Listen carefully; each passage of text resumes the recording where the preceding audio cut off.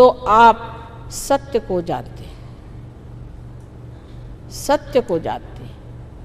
आपका जो चित्त है वो आलोकित हो जाता है, तो आप चित्तमय हो जाते हैं, इसलिए आप सत्य चित्त हो जाते हैं और आपका हृदय आनंद से भर जाता है।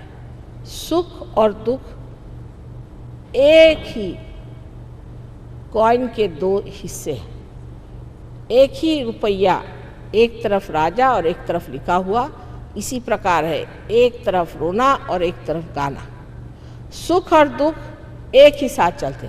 आज कोई आदमी सुख पे चढ़ा तो दुख में उतरेगा, फिर सुख पे चढ़ा फिर दुख में उतरेगा। आशा निराशा के इस झगड़े में ही मनुष्य झमेले में पड़ा रहता है, लेकिन आनंद एकमेव होता है, उसमें सुख और दुख का विभाजन नहीं। आनंद में मनुष्य शांत चित्त होकर के सारी चीज को देखता है, जैसे कोई खेल हो रहा है, जैसे कोई नाटक हो रहा है, सब चीज को देखता है। और जो चीज बहुत ही भीषण भी लगती है उसे भी वो देखता है, और कारण कि वो देख सकता है साक्षी भाव से, वो उसे ठीक भी कर सकता है, उसका इंतजाम भी कर सकता है। और कारण कि वो एक महान आत्मा है, परमात्मा के सारे गण देवदूत आकर के उस चीज को इस तरह से समेट लेते हैं कि लोग पूछते हैं, अरे बाबा ये कौन था हमारे बीच में जिसने हमें बचाया। एक हमारी सहयोगिनी थी, वो एक बार राहुरी से आ रही थी और उनकी बस उल्टी, तो कहते हैं 3 बार गोल घूम के ज़मीन पे फिर से चारों पैर पे आ गई। सब लोग एकदम घबरा गए, बच्चे बच्चे थे सब घबरा गए, ड्राइवर घबरा के भाग गया और चाबी गाड़ी में थी। तो सब बिल्कुल जब देखा कि किसी को कोई चोट नहीं आई, कोई क्षति नहीं आई, सब हैरान, कहने लगे कि हमारे यहाँ कोई ना कोई साधु संत बैठा हुआ है, नहीं तो हो नहीं सकता, ये इतना बड़ा एक्सीडेंट और हमें किसी को एक चोट नहीं आई। तो देखने लगे तो मेरी अंगूठी पहने हुए थे, वहाँ महाराष्ट्र में तो लोग मुझे जानते हैं, हाँ आप ही हैं, आपके वजह से, तो उन्हीं के पैर पे आने लगे। उनका मेरे पैर पे मत आई। फिर एक साहब को ड्राइविंग आती थी, वो गए, उन्होंने ले जा करके और गाड़ी ऊपर लाई और वो सीधे सीधे फिर बम्बई पहुंच गए। ऐसे अनेक चमत्कार आपको लोग बताएंगे जिसके कोई व्याख्या ही नहीं कर जाती। लेकिन ये चमत्कार ऐसे नहीं कि हाथ से अंगूठी निकाल के आपको दे दी या ऊपर से आपको बबूथी निकाल दी। ये तो सब स्मशान से चली आ रही थी बबूत, और कहाँ मिलेगी, और आप उसी पे फिदा हो गए कि हमें हीरा मिल गया। एक साहब हमारे पहचान के थे, वो लेके आए, मुझे हीरा दिया। मैंने कहा क्यों, आपके पास कोई हीरे की कमी? ना वैसे तो बहुत है, पर आशीर्वाद स्वरूप मुझे मिला। मैंने कहा फिर आप मेरे पास किस लिए आए? मेरे पास तो ऐसा हीरा उरा नहीं है। नहीं मैं तो आपके पास इसलिए आया कि मेरे घर के हीरे गायब हो रहे हैं। मैंने कहा ठीक, अपनी भाभी को बुलाओ। उनकी बीवी आई, उनसे मैंने पूछा, उनको ज़रा बंधन दिए। मैंने पूछा बोलिए क्या करती हैं आप? कहले मैं कुछ नहीं करती, पर मेरे अंदर एक बाबा जी आते हैं और मुझसे कहते हैं कि भाई ये सब हीरे उरे तो पत्थर है, वो मुझे दे दो। मैंने कहा वाह, आप तो घर गृहस्थी की औरत हैं, आप जिस घर में रहती हैं, जिस गृहिणी के आप हैं, जिस तरीके से घराने में रहना है, उसमें आपको 2-4 हीरा उरा तो पहनना ही पड़ेगा। आप बड़े घर की लक्ष्मी हैं, आप तो नंगे हाथ तो घूम नहीं सकती। और आप इतनी बड़ी डॉक्टर हैं, आप ये नहीं समझ पाती हैं कि अगर ये आपके लिए पत्थर है तो इस सन्यासी बाबा के लिए तो ये बिल्कुल ही बेकार चीज़ होनी चाहिए, वो आपसे क्यों ले रहा है? तब उनके दिमाग में ठनका, हाँ ये तो बात है।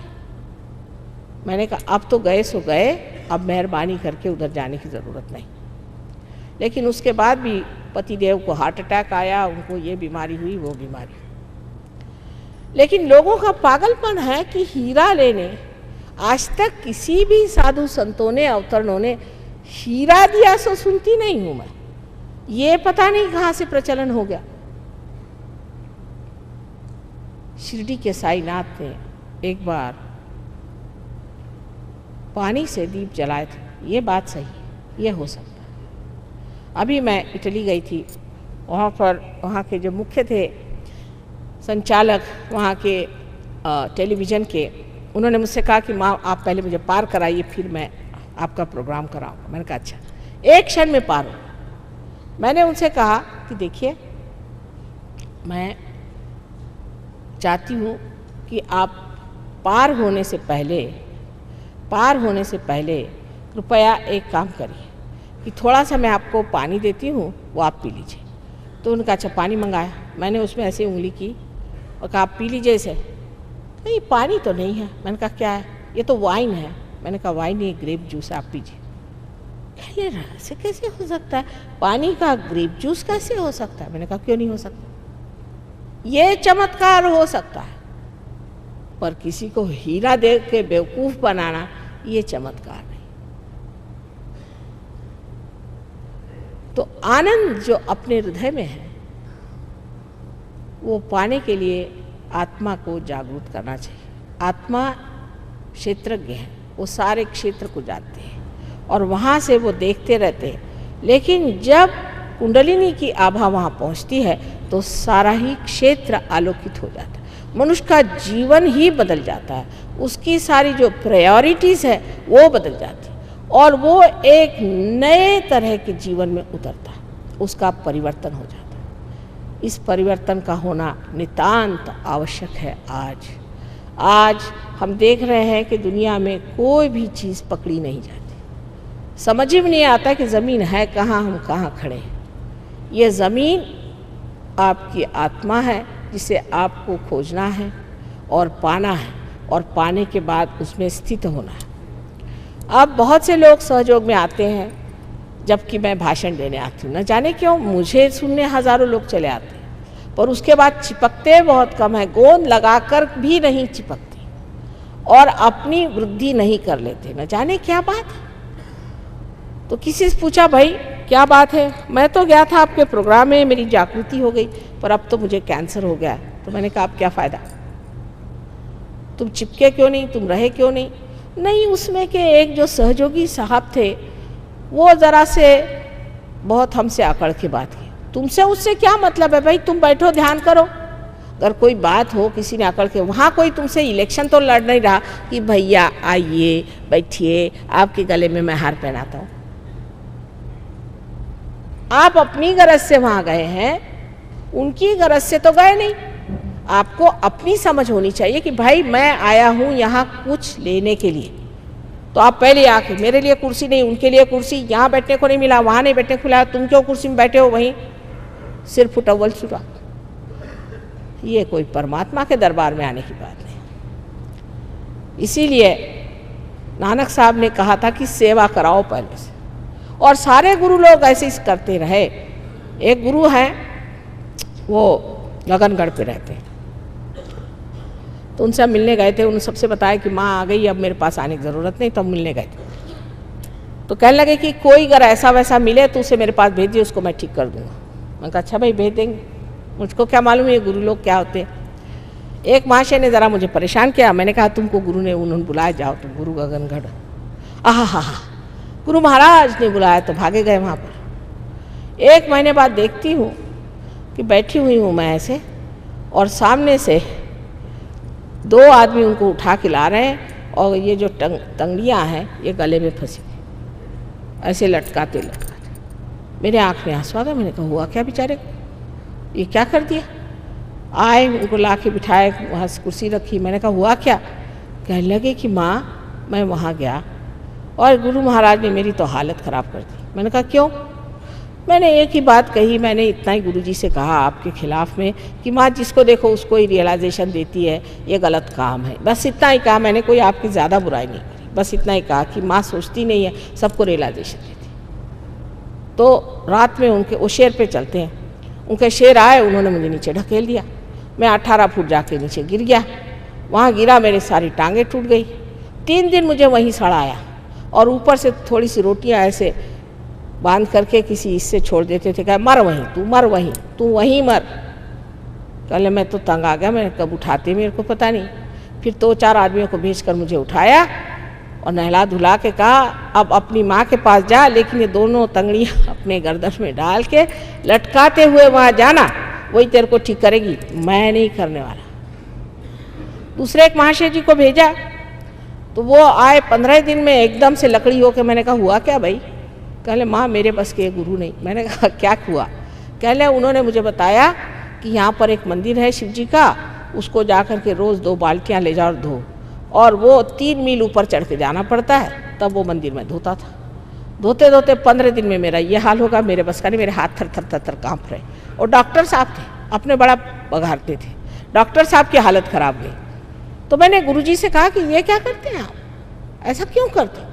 कह ले गधे को गधे का काम। मैंने कहा है ये क्या मतलब? ये सब गधे हैं, इनको आपको रियलाइजेशन देना तो दीजिए, ये टिकने वाले नहीं, महागधे हैं, इनको आप क्यों चिपकाए हुए हैं? इनको भगाइए, और अगर कोई नहीं भागता तो मेरे पास भेजिए। मैंने कहा अब मैं किसी को नहीं भेजूंगी महाराज, बहुत हो गई आपकी गुरु, अब मुझे किसी बच्चों को नहीं भेजना। तो ये बड़े कठिन जीव होते हैं, आसानी से हाथ नहीं आते, और न ही किसी को अपने पास करते हैं, और न ही किसी को वो पार कराते हैं, क्योंकि वो सोचते हैं उनके अलावा सब गधे हैं। लेकिन मैं तो माँ हूँ, माँ कभी अपने बच्चों के बारे में ऐसा नहीं सोचती। वो सोचती है मेरे सभी बच्चे पार हो जाएं, सभी इसको प्राप्त करें, सभी सच्चिदानंद होकर के संसार में आनंद से रहें, सबको सुख हो जाए, सबको परमात्मा के साम्राज्य में जगह मिले, और ऊंचे से ऊंचे पदवी पर बैठे। यही माँ की हार्दिक इच्छा होती है, और उसको इससे क्या ज़्यादा चाहिए। अब आप लोगों पर है कि आप में यह हार्दिक इच्छा अपने बारे में है या नहीं। इसीलिए क्योंकि ये इच्छा कम है, ये शुद्ध इच्छा जो कुंडलिनी आपके अंदर है, जिससे आपने इसे प्राप्त किया है, वो शुद्ध इच्छा जब तक आपके अंदर पूरी तरह से बैठेगी नहीं, आप कुछ पा न सकेंगे। और अगले साल फिर मैं आने पर फिर वही हालत है। जब तक आप सेंटर में नहीं जाइएगा आपकी प्रगति नहीं हो सकती है, क्योंकि ये सामूहिक चेतना का कार्य है। अब जंगलों में बैठने का या कहीं एक जगह बैठने का कार्य नहीं, ये सामूहिक चेतना का कार्य है। मैं बार बार आपको कहती हूँ, और फिर से विनती करके कहती हूँ कि इस बार न चूकिएगा। सेंटर में जाइए, थोड़े दिन में आप जान जाइएगा कि क्या मज़ा और क्या चीज़। आपको किसी चीज़ की अभी मनाही नहीं, लेकिन आप स्वयं ही इस चीज़ को छोड़ देंगे जो चीज़ आपके लिए गलत है। कल समझ लीजिए मेरे इस पर अगर कोई दाग लगा है और आप कहें मैं ना देख पाऊँ तो मैं आपसे नाराज़ हो सकती हूँ, पर अगर मैं देख सकती हूँ तो मैं चाहूँगी कि इसे धो डालूँ।